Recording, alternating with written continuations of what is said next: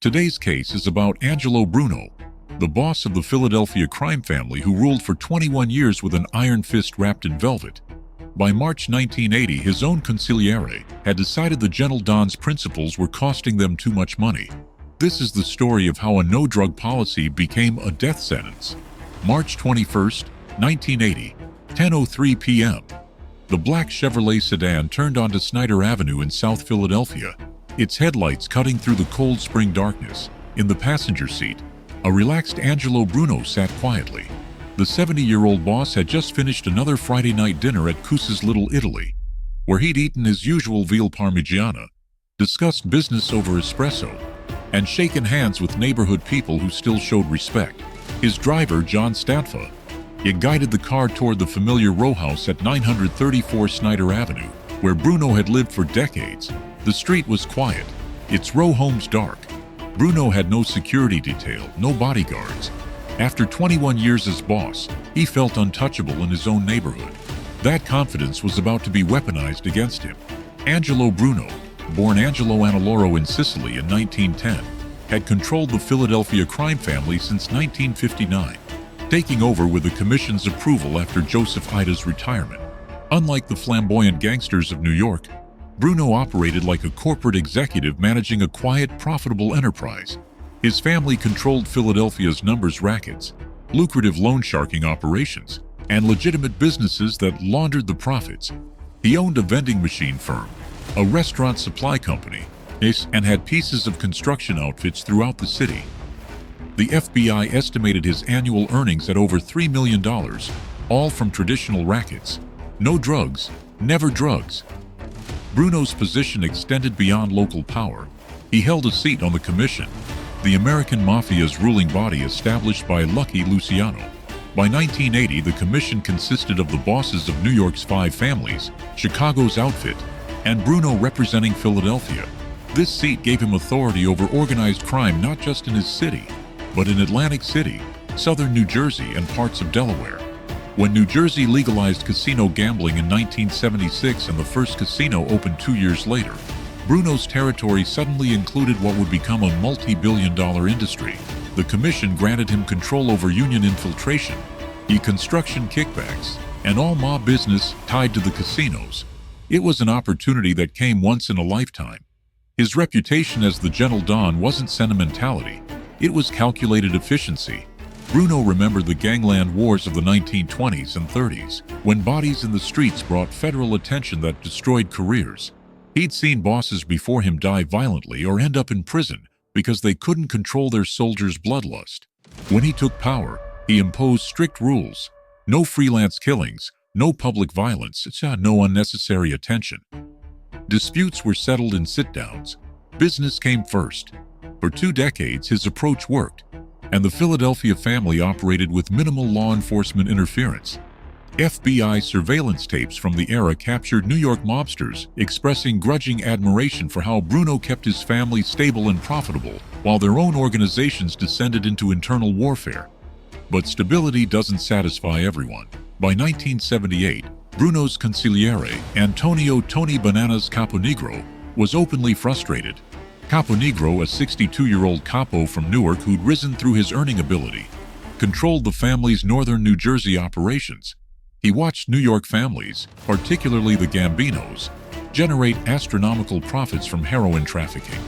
While street dealers made $10,000 a week and bosses counted millions, Bruno's drug prohibition meant the Philadelphia family was leaving that fortune on the table. Caponigro saw it as insane economics.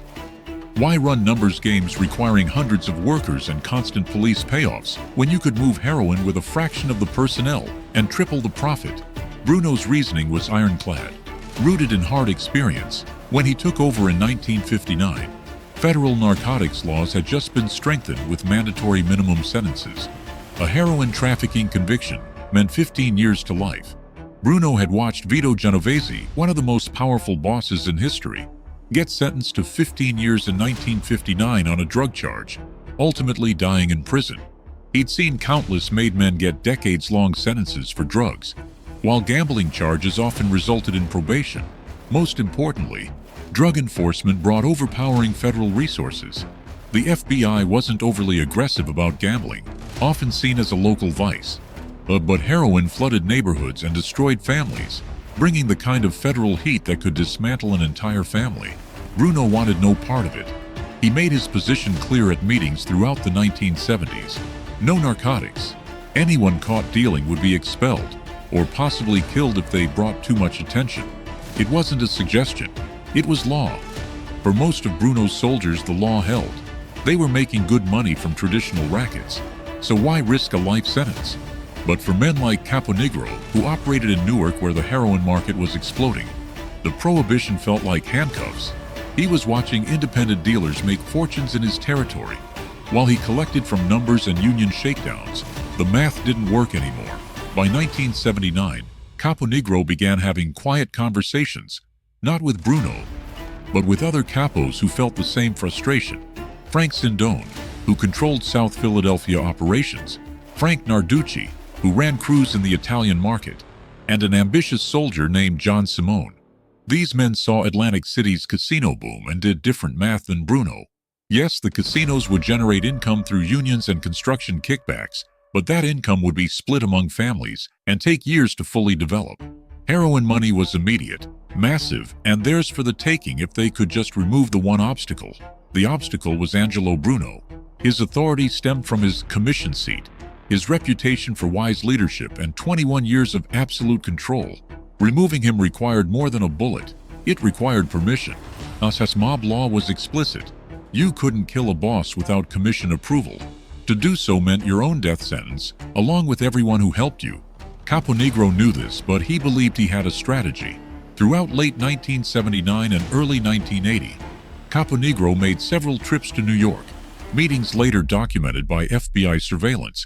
His play was simple: convince the commission that Bruno had become a liability. He argued that Bruno's refusal to allow drug operations was costing all the families potential profits. He pointed to Bruno's age, nearly 70, and suggested the old man's judgment was failing. Crucially, he claimed support from the powerful Genovese family. Frank Funzi Thierry, the Genovese boss, had worked with Caponigro for years, and Caponigro believed he had Thierry's backing for a leadership change. What Caponigro didn't fully grasp was commission politics. Bruno wasn't just some regional boss. He was a stabilizing force who had kept his family peaceful and profitable for 2 decades while New York tore itself apart. The late Carlo Gambino had trusted Bruno completely, and his successor, Paul Castellano, valued Bruno's old-school approach. The commission didn't want change in Philadelphia. They wanted exactly what Bruno provided: stability, profits, and no headlines. But Caponigro thought he had approval. Whether through deliberate deception by New York mobsters or his own misreading of subtle signals, he convinced himself the commission had greenlit the hit. In reality, he'd received no such authorization. By March 1980, he was committed to the plan. Bruno had to die, and it had to look like an inside job. And the hit was planned around Bruno's predictable patterns. The boss was a creature of habit. Friday nights meant dinner at Coos Little Italy, after which his driver, John Stanfa, would take him home. Bruno would walk the 15 feet from the curb to his front door, enter his modest row house, and end his day. He'd followed this routine hundreds of times, and that predictability made him vulnerable. The key was Stanfa. The 41-year-old Sicilian immigrant had been Bruno's driver for several years, a trusted position with access to the boss's movements. Stanfa wasn't a made member but an associate whose loyalty was assumed. Caponigro's faction approached him with a simple message: the hit was happening, with or without him. He could join the new regime or die with Bruno.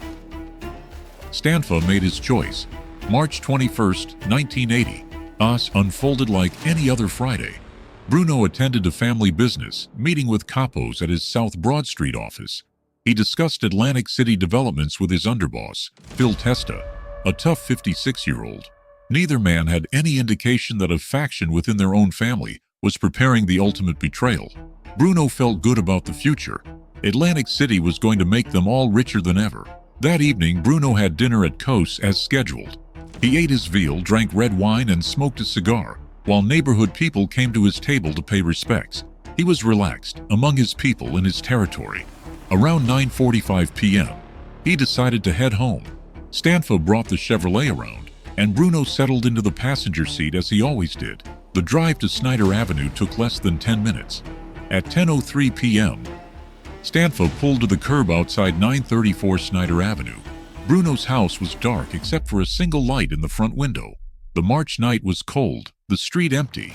Bruno reached for the door handle, ready for the short walk to his front door.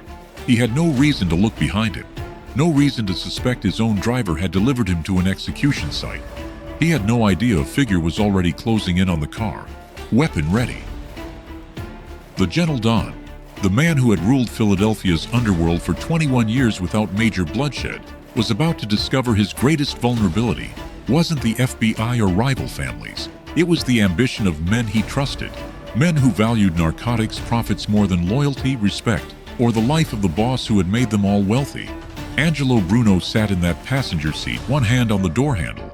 He'd be completely unaware that he would never stand up again. The shotgun blast echoed through the quiet residential street at 10:30 p.m. on March 21, 1980. The sharp crack tore through the calm, a sound so out of place among the brick row homes that it was first dismissed as a car backfiring. But by the time John Scarfo stumbled from the driver's seat, the killer was already gone. Angelo Bruno's blood and brain matter covered the interior of his Oldsmobile, splattered across the dashboard and the windshield, with fragments of his skull embedded in the leather headrest. The back window had exploded outward from the force of the blast. Scarfo, later claiming to be in a state of shock, walked to a neighbor's house to call the police. Behind him, the man known as the Gentle Don sat slumped in death, his face unrecognizable. He killed just 30 feet from his own front door at 934 Snyder Avenue in South Philadelphia. The execution weapon was a 12-gauge Remington shotgun loaded with double-aught buckshot. The medical examiner's report documented the sheer devastation. The blast entered at the base of Bruno's skull, the expanding shot pattern destroying his cerebellum, brainstem, and frontal lobe simultaneously.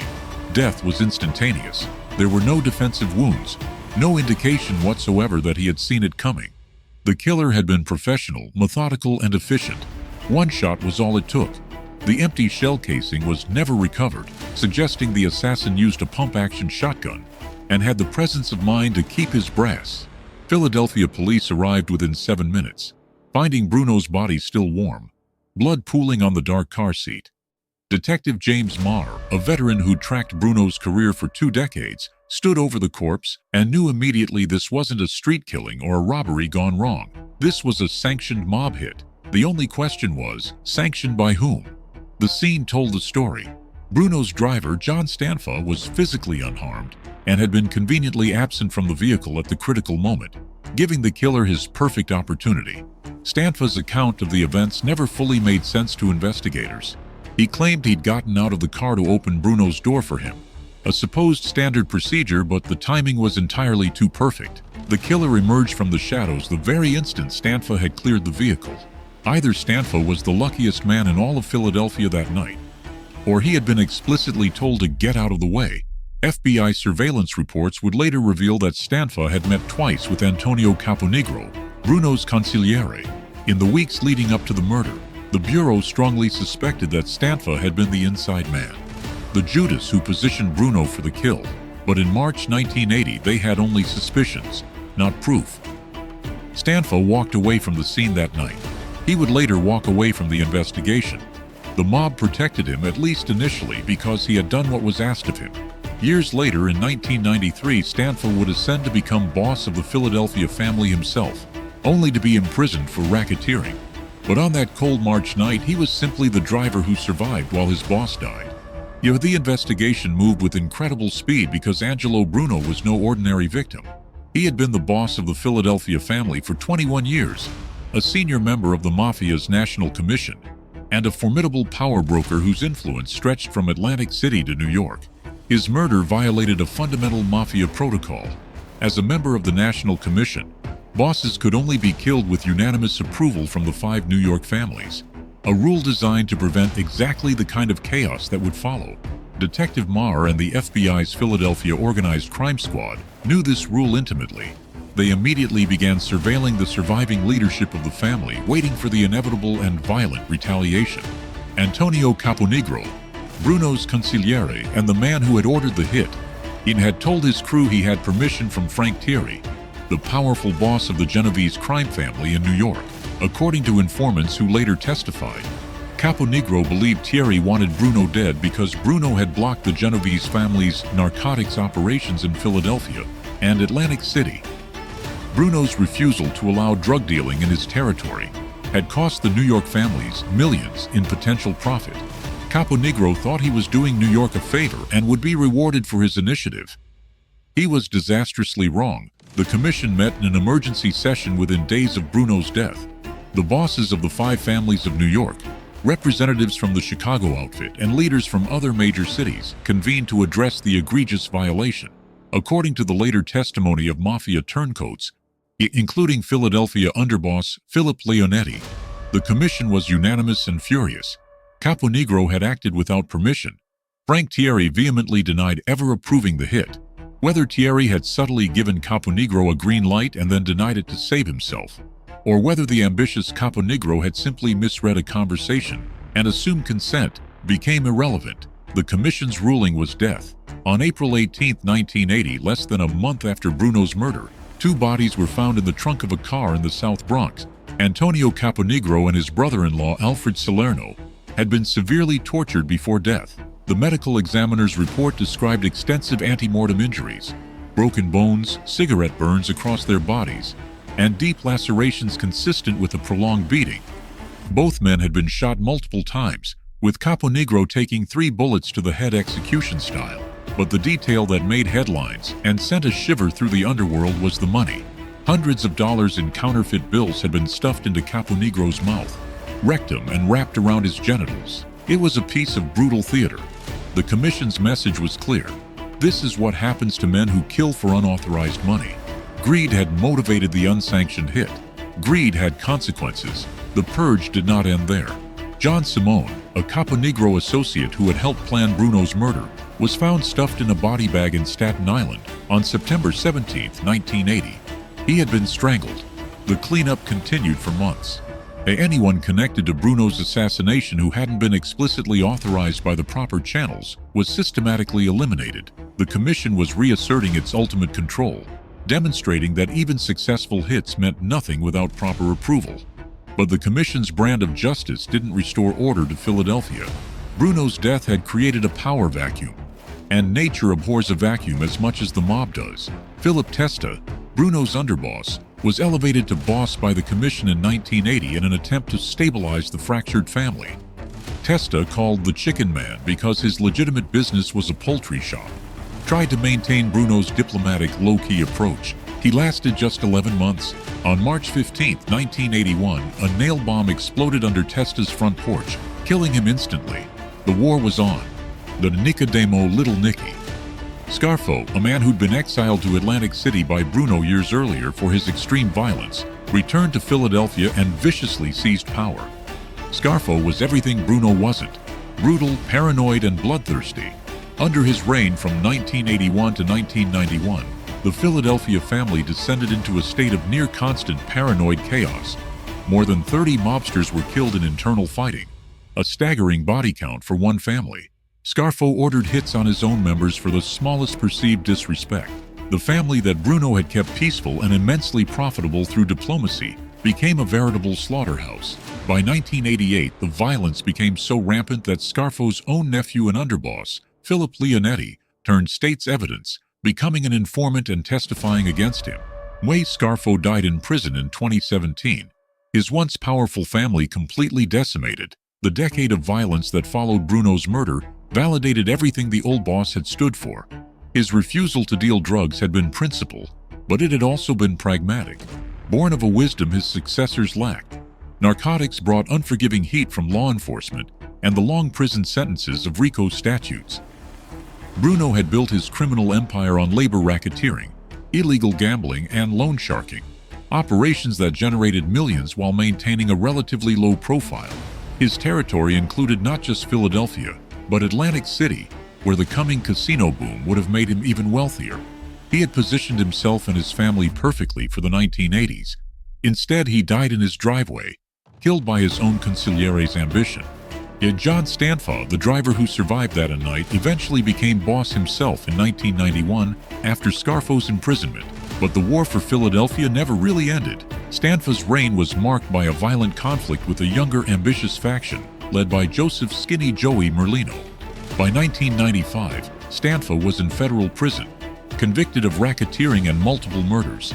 He is scheduled for release in 2023, more than 4 decades after the night he watched Angelo Bruno die.